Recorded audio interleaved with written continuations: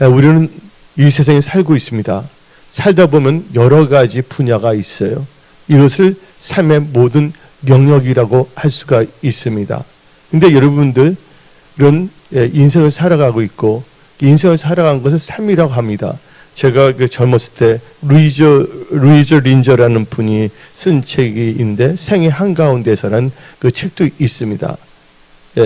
여러분들이 삶을 살아가며 지금 삶에 있어서 하나의 터닝 포인트가 되는 이 시점에서 여러분들은 지속적으로 하나님의 은혜와 능력 가운데 영혼이 잘 되고 범사가 잘 되고 강건하며 주 안에서 형통하며 예수님을 사랑하며 예수님 필요하신 몸대 은혜 성수를 잘 섬기며 끝까지 사명 감당하는 복의 근원들이 되어야 하는 것입니다. 그러나 우리가 살다 보면 우리가 원하지 않지만 여러 가지 어려움이 오고 있고 압박감이 올 수가 있습니다. 어떤 점에서는 우리를 넘어뜨리려는 이 사망의 건세가 몰려올 때도 있습니다. 지금 영적으로도 너무나 혼돈된 시대가 아닙니까? 뭐가 진짜인지 아닌지 모릅니다. 지금 한국 교인들은 소수 인권을 반대하며 동성애를 반대하자고 여러 가지를 보내고 있습니다. 또 세계적으로 볼 때도 지금 보게 되면 이 어젠다가 아예 동성애 LGBT가 합법화 시키고자 하는 그 혼돈의 상태에 빠져 있고, 또한 이 대한민국과 전 세계를 볼 때 고물가, 고환율, 고금리로 인해서 경제적인 사망의 그늘이 믿는 자에게도 와서 덮으려고 시도하고 있습니다. 이럴 때 우리 은혜성속의 모든 지체들은 믿음의 원리를 깨닫고 삶의 영역이, 여러분의 하는 모든 영역이 사망의 그늘과 상관이 없어야 하는 것입니다. 그리고 혹시 지금 사망의 그늘에 덮임을 받아 고민하고 고통하는 분이 있습니까? 그분들은 삶의 영역이 사망의 그늘에서 반드시 벗어나야 됩니다. 근데 이 초전박살이라는 게 있습니다. 또한 이 공격이 최선의 수비라고 하는데 2022년 이 4분기의 첫 번째를 시작하는 이 첫 번째 줄 예배, 여러분들은 승리를 선포하며 하나님의 은혜 가운데 여러분들은 믿음으로 전진해야 되는 것입니다. 그래서 오늘 저는 삶의 영역이 사망의 그늘에서 벗어나고 또한 잘 되려면 이라는 제목을 가지고 말씀을 선포하고자 합니다. 그런데 우리가 분명히 알아야 될 것은 이 세상은 다 하나님의 장중에 있다는 것입니다. 예를 들어서 독일 역사를 보게 되면 프레드리 대왕이라는 분이 있습니다. 프레드리 대왕인데 그분이 어느 날 시골 이 초등학교를 방문했습니다. 그리고 이 방문했을 때 한 교실을 들어갔는데 마침 그 교실에서 지리를 가르치는 시간이 있습니다. 지리 아시죠? 지리. 땅하고 관련된 거예요. 지리하니까 여러분들 뭐 지리국 해서 보고 연결되는 거 생각하면 안 됩니다. 세월이 지나가게 되면요, 어렸을 때 초등학교의 그 과목을 다 잊어버린 경우가 있는데, 우리 초등학교 때에는 지리라는 과목 아시죠? 여러분들 지리? 지리 시간이었습니다. 그때 이 프레드리 대왕은 거기 교실에 있는 한 어린 학생에게 물어봤습니다. 지리 시간이기 때문에 지역적인 거에 관련돼서 너 고향이 어디냐 하고 물어봤습니다. 그때 그 학생이 말하기를 내 고향은 프로시아입니다 하고 말하는 거예요. 그러니까 그 대왕이 웃으면서 그 학생이 또 질문했습니다. 그러면 프로시아는 어디에 있지? 지리 시간이기 때문에 이렇게 질문했어요. 프로시아는 어디에 있지? 하니까 그 학생이 당당하게 독일 안에 있습니다 하고 말한 거예요. 그러니까 왕이 또 웃으면서 그 소년에게 또 물어봤습니다. 그렇다면 독일은 어디에 있느냐 했더니 그 학생이 생각하면서 다음과 같이 말했습니다. 유럽에 있습니다. 그러니까 또 왕은 물어보는 거예요. 그럼 유럽은 어디에 있느냐 했더니 그 학생이 말하기를 세상 안에 있습니다 했어요. 그 세상은 어디에 있느냐 물어보니까 그 학생이 말하기를 하나님의 장중에 있습니다. 여러분들 모든 것은 다 누구 손 아래 있다고요? 하나님의 손 아래 있다는 것입니다. 그리고 믿음으로 사는 자들은 하나님께서 친히 개입하시고 지혜를 주시고 승리의 길로 인도하여 주십니다. 예, 믿는 자의 하나님은 선한 목자이시기 때문에, 그래서 시편 23편에 여호와는 나의 목자이시니 내게 부족함이 없다고 성경은 말하고 있는 것입니다. 그래서 여러분들은 이 세상 살 동안 삶의 모든 영역에서 하나님을 인정하고 하나님의 지도함을 받아야 됩니다. 그리고 여러분들은 하나님을 의지하고 살아야 됩니다. 당장 여러분들이 잘 되거나 혹은 사망의 그늘이 있다 할지라도 그 상관없이 전지전능하신 하나님을 바라보고 말씀을 의지하며 이 사사분기를 승리를 선포하며 힘차게 전진하는 승리의 크리스찬들로 여러분들은 일어나십시오. 그렇다면 우리의 삶의 영역을 봅시다. 우리의 삶의 영역을 보게 되면 거기에는 믿음이라는 분야가 있고, 그 다음에 살다 보면 가족들이 있고, 또한 가정이 있고, 또한 이 비즈니스, 자기 일, 회사, 직장이 있습니다. 그리고 삶의 영역에는 자기 개발, 학업도 있을 수가 있지 않습니까?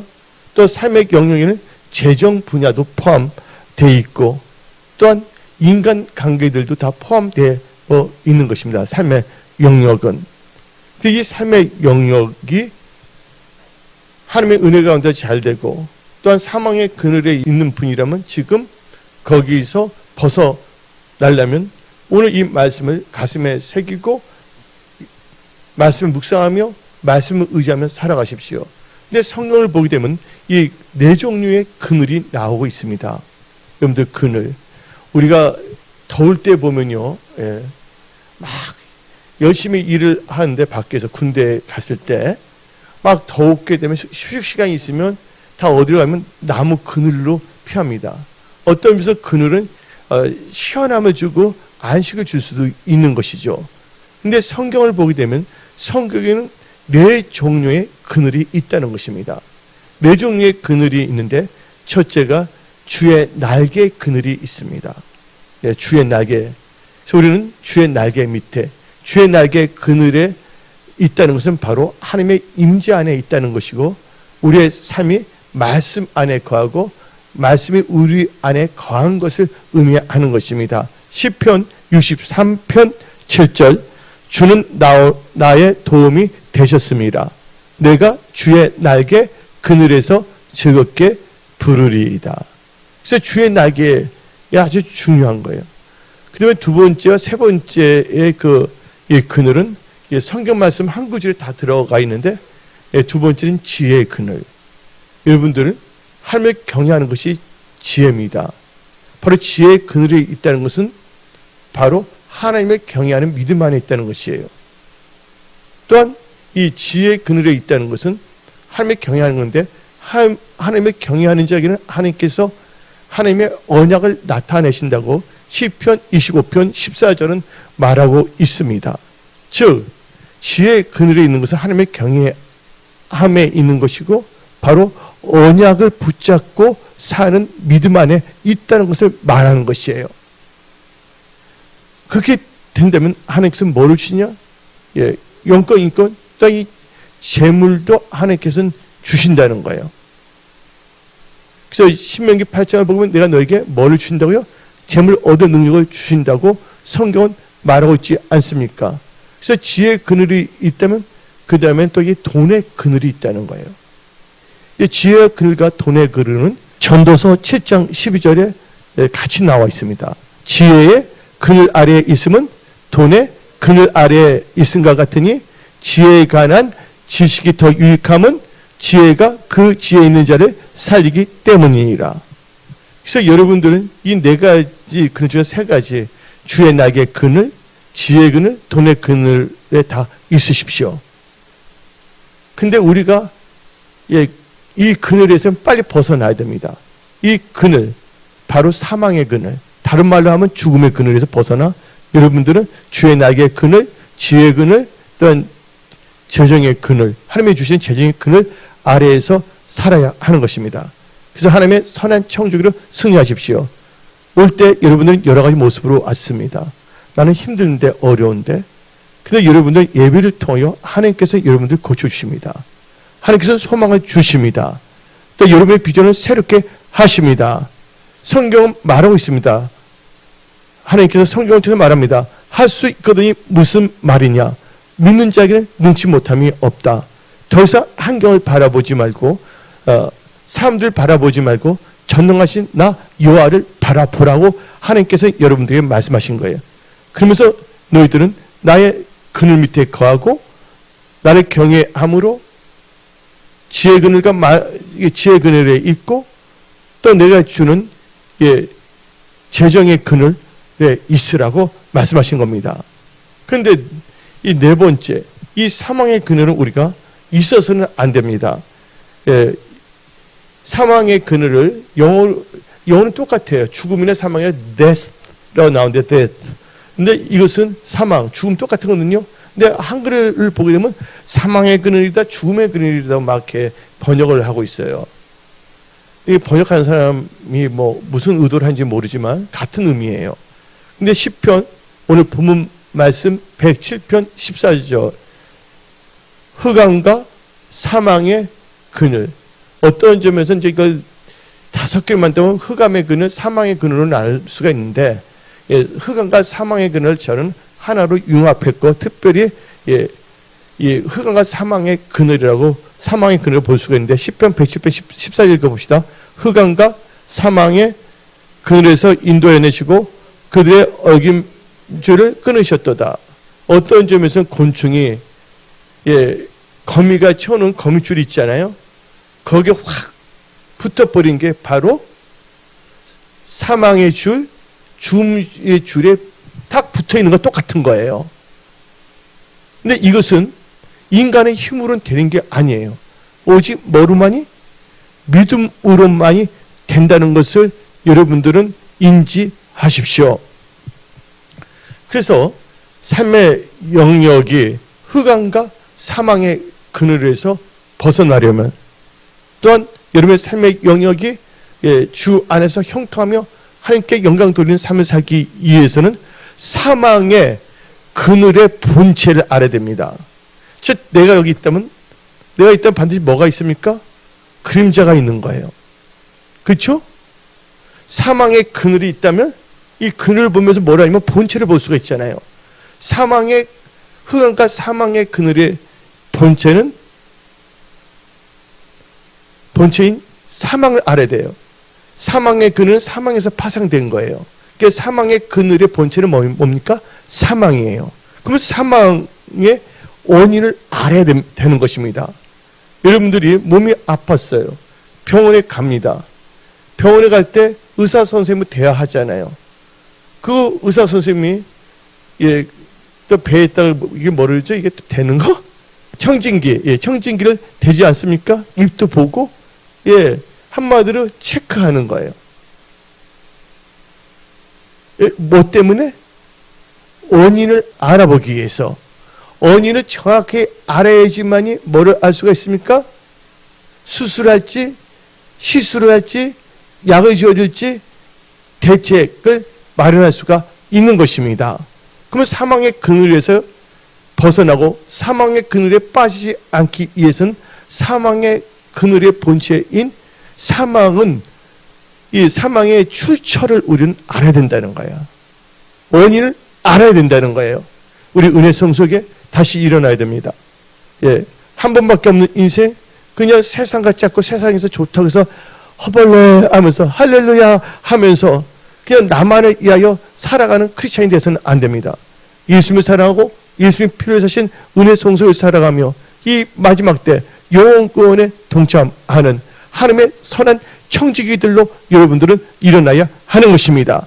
그렇다면 이 사망의 원인은 제가 딱 보니까 네 가지가 있습니다. 사망의 원인은 바로 죄입니다. 죄로 말미암아 사망이 들어온 것입니다. 그래서 여러분들은 죄와 싸우되 피 흘릴까지 죄와 싸워야 되는 것입니다. 그래서 예수님께서 이 땅에 오실 때 뭐라고 하셨습니까?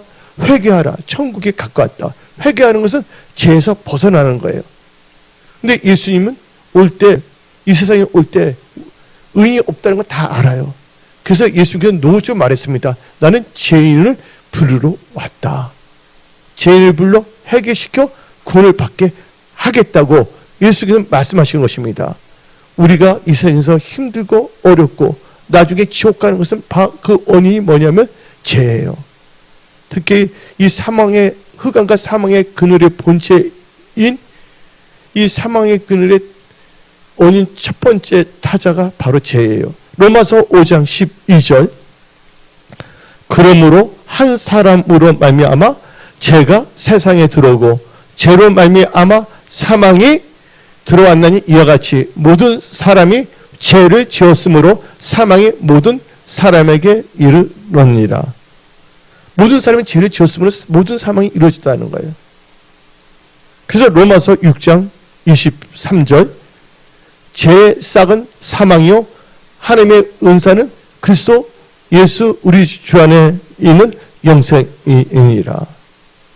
근데 여러분들 히브리어로 죄란 것은 히말타예요. 간역에서 벗어난다는 거예요. 즉 하나님에서 말씀에서 벗어난 건 인간적으로 아무리 좋게 보인다 할지라도 인본주의는 좋게 보인다 할지라도 하나님의 말씀을 벗어나면 그건 다 죄인 거예요. 그래서 여러분들은 철저하게 성경 근본주의, 신본주의 신앙으로 사십시오. 두 번째로 이 흑암과 사망의 그늘의 본체인 이 사망의 두 번째 그 요소는 바로 욕심입니다. 욕심으로 말미암아 결국 그게 죄로 연결되는 거예요. 어떤 농구 선수가 있습니다. 농구 선수가 있는데 뭐냐면 볼을 딱 뺏어 버려요. 볼을 뺏어야지 이만이 그 볼 갖고 농구대에 탁 넣어서 골이 날 수가 있는 거예요. 근데 농구 선수가 있더라도 뭐가 없으면 볼이 없으면 넣을 수가 없잖아요. 근데 농구 선수가 뭐냐? 한마디로 말해서 욕심이에요. 볼은 뭐예요? 죄예요. 그걸 딱 넣어버리면 사망이 됩니다. 그래서 성경 말씀 야고보서 1장 15절 욕심이 잉태한 즉 죄를 낳고 죄가 장성한 즉 사망을 낳느니라. 그러니까 여러분들 욕심, 탐욕, 정욕, 십자가에 못 박아야 되는 것입니다. 그래서 여러분들 다른 말하면 욕심은 탐심이에요.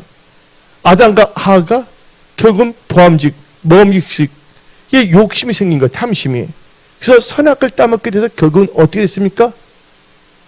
그들이 에덴 동산에 살 수가 있었어요? 에덴 동산에서 추방당했다는 것이에요. 그래서 여러분들 갈 길이 아니면 가지를 말고 하나님 말씀에서 아닌 것은 탐심은 다 버리십시오. 이 거룩한 열정, 거룩한 비전 가운데 사십시오. 세 번째로 이 사망의 흑암과 사망의 그늘의 본체인 이 사망의 세 번째 요소는 이 사망은 사원소로 결합되어 있습니다. 첫째가 죄, 두 번째가 욕심, 세 번째 원소가 바로 육신의 생각입니다. 그래서 로마서 8장 6절 7절 육신의 생각은 사망이요 영의 생각은 생명과 평안이니라.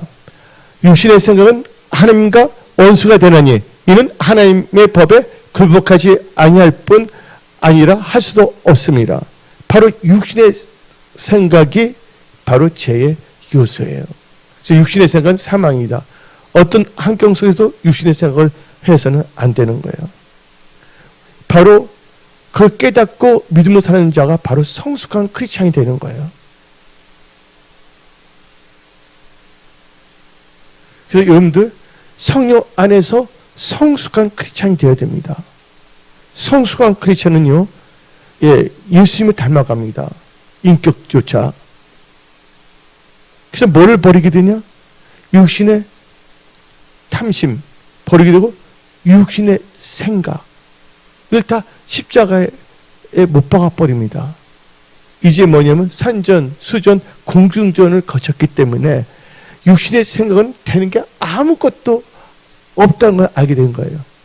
이제 이것을 젊었을 때 확실히 삶 속에 적용했으면 얼마나 좋아요? 이 성경 말씀은 다 알았는데. 그래서 여러분들 안다는 거와 삶에 적용한다는 건 또 다른 거예요. 오늘 이 말씀을 선포할 때 이 말씀을 듣고 여러분들 깨달을 뿐만 아니라 이 깨달은 것을 어디에 적용해야 되냐? 여러분의 삶의 모든 영역에 적용할 때 여러분들은 축복의 통로로 일어난다는 것이에요. 단순히 안다는 그 자체가 여러분들을 일으킬 수 있는 것이 아니에요. 그래서 말씀을 듣는 자가 의로운 자가 아니라 말씀을 듣고 행한 자로 일어나십시오. 여러분들은 스스로가 자기 자신을 학대하지 마십시오. 여러분들의 안에 있는 거룩한 거인을 하나님께서는 깨우기를 원하신다는 거예요. 여러분이 하는 것이 아니에요. 여러분 안에 있는 성령 하나님께서 여러분들 하나님 앞에 바로 쓴다면 하나님께서 여러분들을 한없이 언없이 사용하십니다. 예. 여러분들은 더 이상 뭐냐면 나는 다 끝났어. 나는 힘들어. 내 나이는 많이 먹었어. 난 육신이 약해. 그래서 여러분들 패배주의에 빠지지 말라 그거예요. 우리 하나님은 하도 복으로 바꾸시는 하나님이십니다. 여러분들이 호랑이의 굴에 들어가도 정신을 바짝 차린다는 한국의 속담, 민족에 주시는 계시도 있지만 성경 말씀대로 보게 된다면 여러분들 어디 있든지 간에 하나님의 중심을 사는다면 하나님께서 도와주신다는 거예요. 그래서 육신의 생각은 철저히 버려야 됩니다. 그다음에 이 흑암과 사망의 그늘의 본체인 사망의 네 번째 요소가 뭐냐? 세상 근심이에요. 예수님 안에서 거룩한 근심은 여러분들을 회개하게 하십니다. 그러나 세상 근심은 아무 소용이 없는 거예요. 근심한다 키가 커지겠습니까? 안 합니다.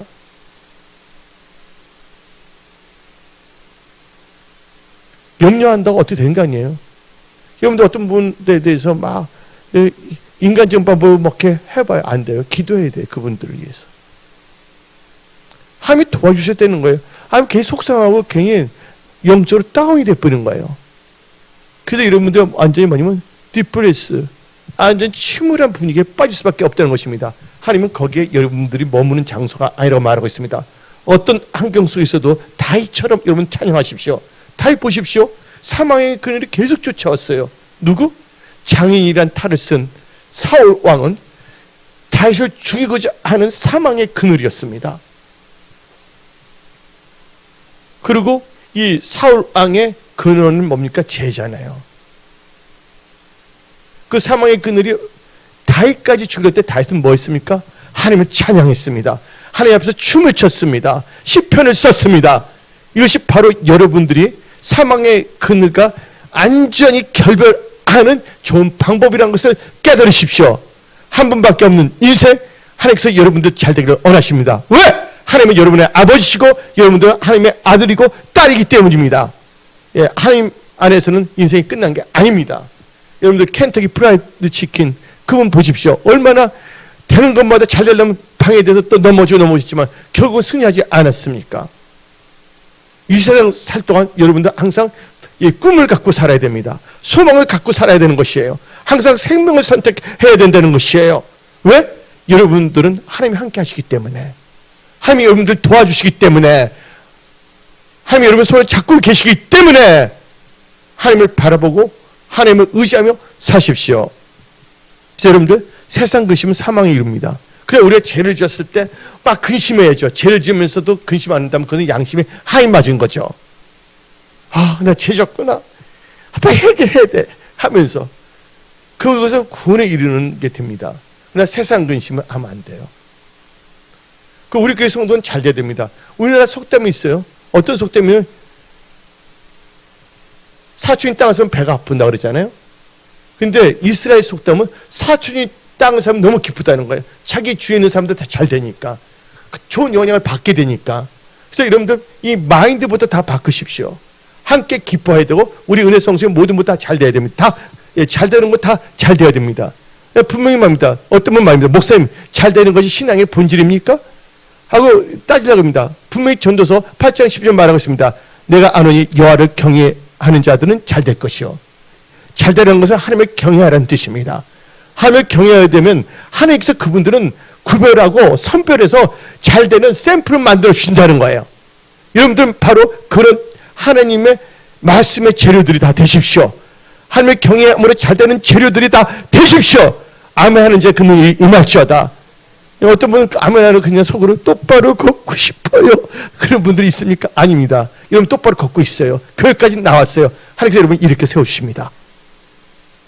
그래서 여러분들은 흑암과 사망의 그늘의 원인, 4요소를 여러분들은 알게 되었습니다. 그렇다면 여러분들이 생명의 그늘에 있으며 사망의 그늘에 있지 아니하고 계속 여러분들 주의 낙의 그늘에 있고자 하는 자들, 또한 지혜의 그늘, 돈의 그늘에 있으면서 형직으로 쓰임받고자 하는 자들, 동시에 삶의 영역이 흑암과 사망의 그늘에 앉으며 공고의 세살의 매인으로부터 자유함을 받고자 하는 자들은 흑암과 사망의 그늘에 앉으며 공고의 쇠사슬에 매인 이유를 알아야 된다는 거예요. 첫 번째는 원인, 예, 원인입니다. 두 번째는 뭐예요? 예, 오리진. 두 번째는 이유, 리진을 알아야 된다는 거예요. 이유를 알아야 됩니다. 예, 사람들이 이제 본체보다 이 사망의 그늘에 앉아 공고함과 쇠사슬의 매임은 예, 바로 하나님의 말씀이 작동하기 때문입니다. 힘대로 거두기 때문입니다. 그래서 갈라디아서 6장 6절부터 8절 가르침을 받는 자는 말씀을 가르친 자와 모든 좋은 것을 함께하라. 스스로 속이지 말라. 하나님은 없임 여김 만으로 여김을 당하지 아니하니 받지 아니하시느니 사람이 무엇으로 심든지 그대로 거두리라. 사망의 그런 거 자기가 잘못 심었기 때문에 그렇게 되는 겁니다. 8절 자기의 육체를 위하여 심는 자는 육체로부터 썩어질 것을 거두고 성령을 위하여 심는 자는 성령으로부터 영생을 거두리라. 여러분들 사망의 그늘에 있을 때 물론 다윗 같은 케이스도 있어요. 요셉 같은 케이스도 있어요. 요셉이 뭔가 잘못한 건 아니잖아요. 근데 형들이 있잖아요. 근데 이걸 알아야 돼요. 하나님께서 요셉을 깨닫게 하고 계세요. 요셉은 특별히 하나님께서 컬러풀 클로딩, 채색 옷을 입혔어요. 근데 채색 옷을 입지 않은 형제들의 마음을 알 수가 없는 거예요. 그러니까 형들한테 자랑하자 꿈꾼 거 다 말하고. 근데 하나님께서 어떤 점에서 사망의 그늘을 통과하게 하잖아요. 형들을 통해 갖고서.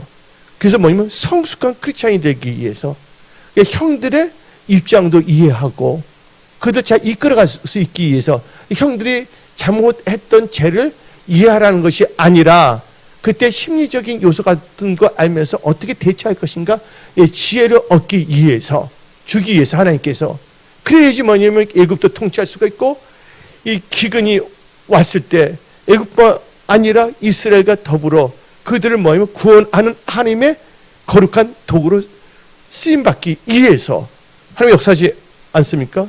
다 힘대로 거둔다는 걸 우리는 알아야 돼요. 여러분 잘 아셔야 되는 거예요. 그때 만약에 요셉이 형, 나 칼라프 이 채색 옷인데 한번 형 입으세요. 한번. 나 내 겁니다.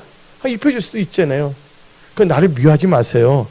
나를 주시면 나 아버지니까 아버지가 대화 잘하세요. 난 형이 좋아요. 얼마든지 지혜롭게 나가야 되는 걸 배워야 된다는 거예요. 근데 그때 요셉은 나이가 어렸기 때문에 그걸 잘 몰랐어요. 이제 여러분들 5년 전보다 여러분들 5년이라는 세월을 더 살았잖아요. 그렇다면 여러분들 성숙해져야 됩니다. 지혜가 있어야 됩니다. 단순히 이 세상에서 잘 먹고 잘 사는 것만이 여러분의 목표가 아닙니다. 여러분들이 잘 되고 잘 돼서 뭐예요? 하나님을 기쁘게 해드리는 믿음의 사람, 하나님의 선한 청지기의 그 비전을 갖고 여러분들은 일어나야 하는 것입니다. 우리 은혜성소교회 고양시에 왔어요. 근데 여기 왔는데 여러 가지 일들이 있었죠. 여주 담임 목사님이 유방암 사기 걸렸고 그다음에 코로나가 있어서 여러 가지로 이렇게 뭔가 하지 못했어요. 나는 무진장 열정적인 목사거든요. 근데 환경이 딱 닥쳐서 다 생각해봤어요. 하나님께서 기차는 달리고 싶은데 철도는 다 이렇게 딱딱 했는데 아니, 딱 때가 있는 거예요. 이럴 때 뭐 해야 되냐? 그래도 감사하며 나가야 되고 이제는 우리가 일어나야 됩니다. 여러분들 그냥 우리가 이렇게 살다가 그냥 주님을 만나서는 안 되지 않습니까? 하나님은 여러분들을 향한 하나님의 이대한 계획을 갖고 계신다는 거예요. 예, 여러분들은 뭐 할 수가 있어요? 기도할 수가 있잖아요. 아멘? 그리고 우리 나름대로 자기가 할 수 있는 범위 내에서 뭔가 이 예수님 몸된 교회에서 선한 청지기로 여러분들은 할 수가 있어요. 예수님이라면 어떻게 할 것인가 생각해 보십시오. 뭘 하면 예수님이 기뻐하실까를 생각하시기 바랍니다. 예. 그리고 여러분들 이 흑암과 사망의 그늘에 매여 공고와 쇠사슬에 매임의 이유는 하나님의 말씀을 거역하며 지존자의 뜻을 멸시하기 때문입니다. 하나님의 말씀을 거역하고 지존자의 뜻을 멸시하게 되면 흑암과 사망의 그늘에 앉게 되고 쇠사슬에 매이게 된다는 것이에요. 여러분들 여러분들 공고하면 좋아요? 여러분들 공고하지 마십시오. 여러분들 하나님 말씀에서 견고한 믿음을 가져야지 공고한 사람이 돼서는 안 됩니다. 오늘 아신 모든 분들의 새 힘이 임할지어다. 하나님의 능력이 임할지어다. 과거는 과거일 뿐이에요. 과거를 여러분 묵상하지 마십시오. 이제 여러분을 향하여 역사하실 그 하나님을 깊게 생각하시고 나는 어떻게 살 것인가. 지금 주신 말씀을 계속 묵상하여 이게 말씀이 여러분의 살이 되고 피가 되도록 비유법입니다. 그래서 여러분들은 일어나야 하는 것입니다. 공과 쇠사슬 매임의 그 이유입니다. 어디냐요? 이유는 10편 107편 10절 11절 말씀을 거역하고 지존의 뜻을 멸시하는 건데 읽어봅시다. 사람이 흑암과 사망의 그늘에 앉으며 공고와 쇠사슬의 매임은 하나님의 말씀을 거역하며 지존자의 뜻을 멸시합니다. 그래서 이 말씀에 연결된 게 어디에 연결되냐? 바로 잠언 13장 13절입니다. 말씀을 멸시하는 자는 자에게는 패망을 이루고 계명을 두려워하는 자는 상을 받느니라. 여기서 계명이 뭐니까 하나님의 말씀이에요. 하나님 말씀은 멸시하지 마십시오. 근데 누가 멸시하냐? 교만한 자가. 어리석은 자는 교만해집니다. 자기 생각이 다 옳은 거로 알고 판단하고 정죄합니다. 그래서 교만은 뭐의 선봉? 패망의 선봉. 겸손은 존귀 앞잡입니다. 어떤 상황에서 우리는 겸손해야 됩니다. 그 여러분들 남들과 비교하지 마십시오. 과거의 나와 나를 비교하십시오. 과거의 나는 이런데 지금 나는 더 하나님의 형상들 닮아가는 걸 봐야지 다른 사람들하고 괜히 비교해서 스트레스 받을 필요 없고 다른 사람들 비해서 괜히 인간적인 이상한 잘못된 우월감을 가지는 사망에 이르는 잘못된 생각을 해서는 안 된다는 것입니다. 하나님 앞에 바로 여러분들은 서십시오. 또한 세 번째 이유가 있습니다. 여러분들 공과 쇠사슬 매임인 그 이유가 세 번째 이유가 하나님의 뜻과 말씀인 하나님의 모든 교훈을 멸시하게 되면 뭔가 어려움이 닥칠 수밖에 없다는 것이에요. 잠언 1장 25절부터 27절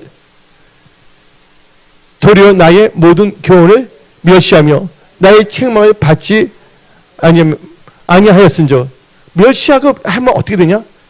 뿌림들을 거두는 것도 연결되지만 한번 읽어봅시다. 너희가 재앙을 만날 때 내가 웃을 것이며 너희에게 두려움이 임할 때 내가 비웃으리라. 그 다음 절 너희의 두려움이 강폭같이 임하겠고 너희의 재앙이 폭풍같이 이르겠고 너희에게 근심과 슬픔이 임하리니. 그래서 이 근심의 그늘에 빠지는 거죠. 사망의 그늘. 그래서 여러분들은 하나님의 뜻과 말씀, 하나님의 교훈을 멸시하지 마십시오. 여러분 살아야 됩니다. 말씀으로 사십시오. 믿음으로 사십시오. 지금 옆집에 누가 어떻게 됐든 말든 그게 무슨 상관이 있습니까? It doesn't matter. 상관이 없다는 것입니다. 여러분들이 잘 돼야 되는 거예요. 무엇보다 여러분들의 인생에서 여러분들 한 명 잘 돼야 한다는 것입니다. 하나밖에 없는 여러분의 소중한 인생, 영롱한 이슬같이 빛나는 보석 같은 그런 인생으로 일어나십시오. 하나님께서 여러분들 그렇게 만들어 주시는 거예요. 또한 이 네 번째 이유는 하나님의 뜻인 예배를 멸시하면 그렇게 공고함에 매이게 되어 있어요. 공고함에 쇠사슬에 매이게 되어 있어요. 예배를 멸시하면 안 됩니다. 사무엘상 2장 17절 이 소년들의 죄가 여호와 앞에 심히 크면 죄는 사망이 이른다 했죠. 그들이 여호와의 제사를 멸시함이더라. 그래서 여러분들 하나님 말씀 멸시하면 그 그늘에 안겨 있어요. 지은 자의 하나님의 말씀과 지은 자의 뜻을 멸시하면 특별히 오는 뭐예요? 예배를 멸시하면 안 된다는 거예요. 하나님은 신과 진정으로 예배드리는 천대세요. 하나님의 영이시니 하나님께 예배드리지 않은 영과 진리로 예배드릴지어다. 여러분들 올 때 여러 가지 상황이 있어요. 안 좋은 일도 있을 수가 있어요. 어떤 가까운 사람이 세상 말을 갈굴 수도 있어요. 그러나 그 상관없이 나는 예배하러 왔어요. 예, 내가 기쁘기 위해서가 아니라 하나님을 기뻐해 드리기 위해서 하나님을 감동시키십시오. 근데 하나님은 반드시 거기에 대해서 보상을 하시는 분이십니다. 또 이 사망의 그늘에 앉으며 공과 새살이 맺은 마지막 다섯 번째 이유가 있습니다. 하나님의 뜻과 말씀인 하나님의 뭐예요? 아까는 교훈인데 규례예요. 하나님의 규례를 멸시하기 때문입니다. 그래서 여러분들 말씀, 규례, 교훈을 멸시하면 안 됩니다. 예배를 멸시하면 안 됩니다.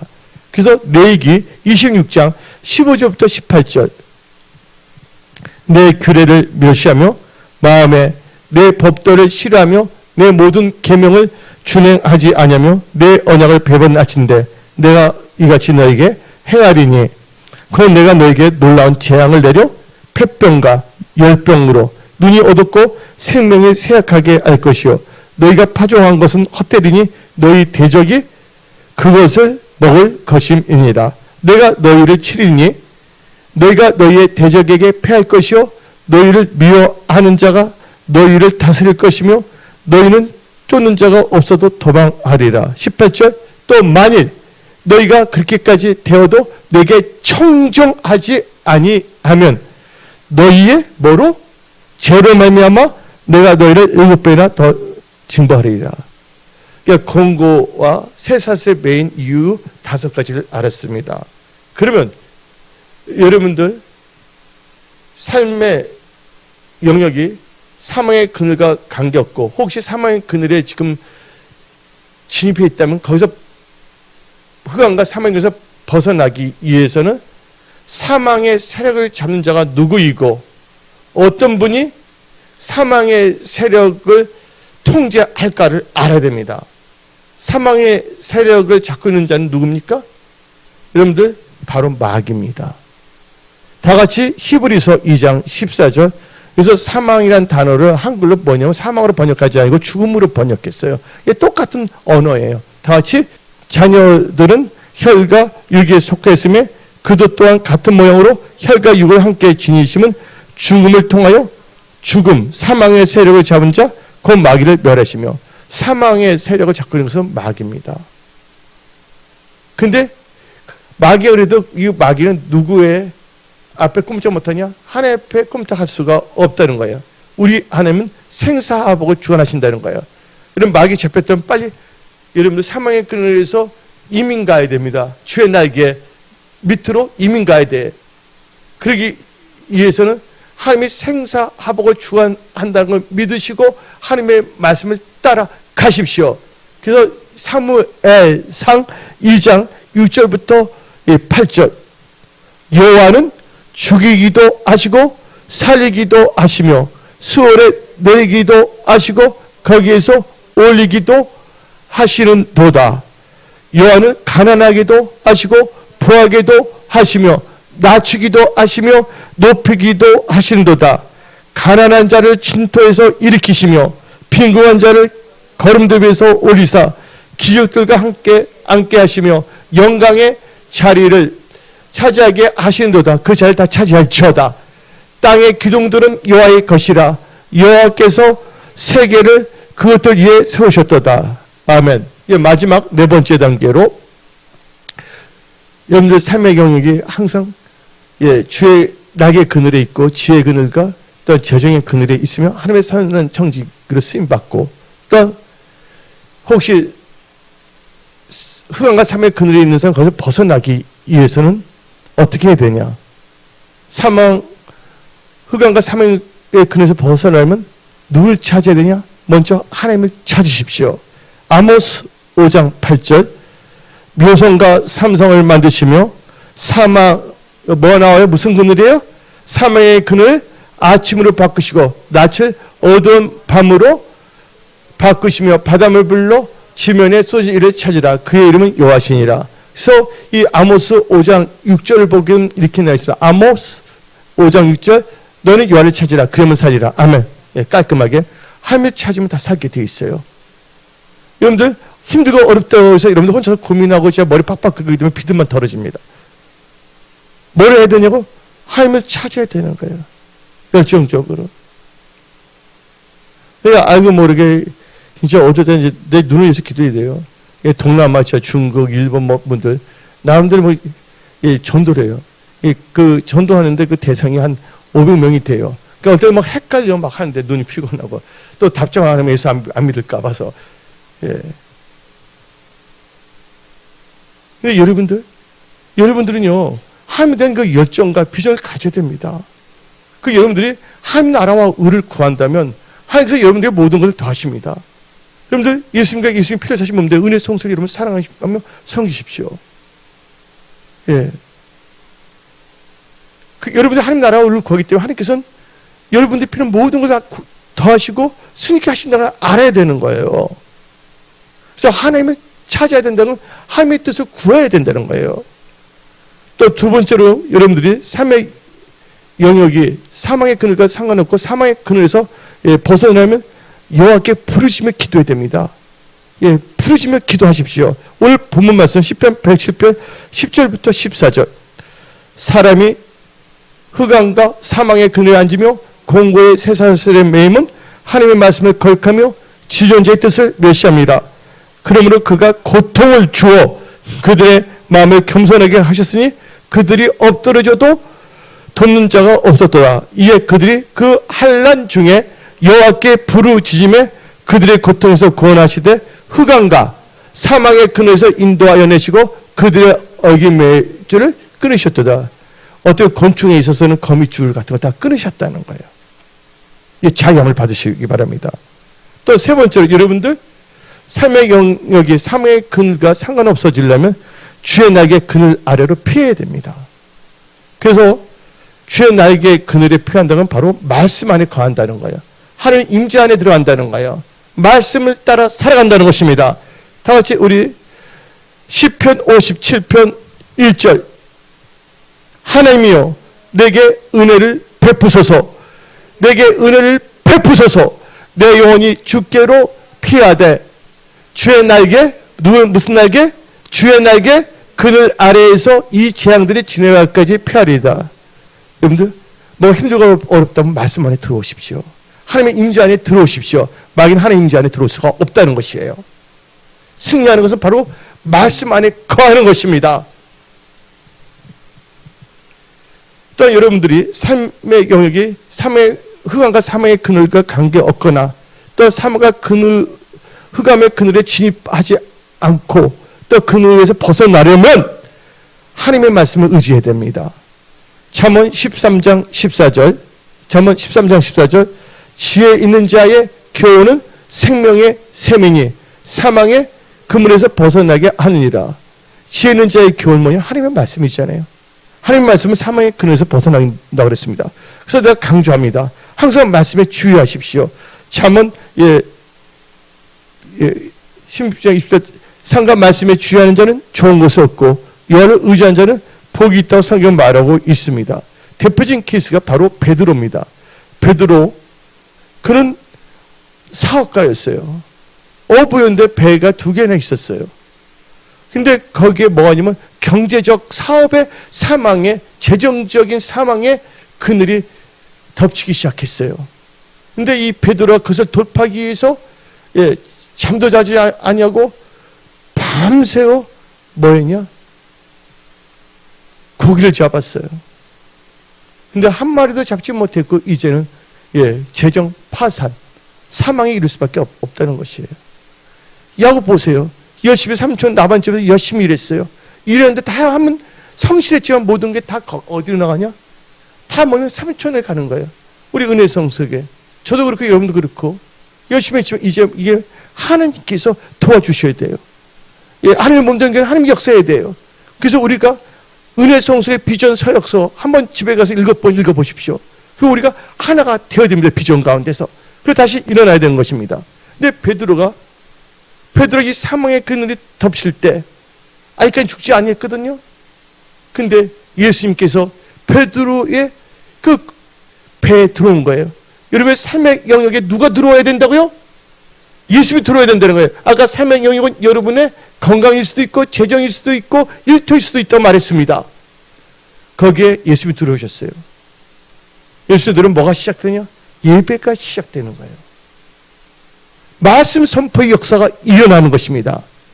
말씀을 들을 때 믿음이 생겼어요. 그리고 그 마친 후에 예수님께서는 베드로에게 가서 너는 깊은 데 가서 그물을 던지라 하고 말씀을 주신 거예요. 바로 하나님께서 말씀을 보내요. 사망의 그늘, 흑암의 그늘, 그 일경에서 건져내기 위함입니다. 오늘 이종이 2022년 이 10월을 맞아요. 사사분기를 맞아요.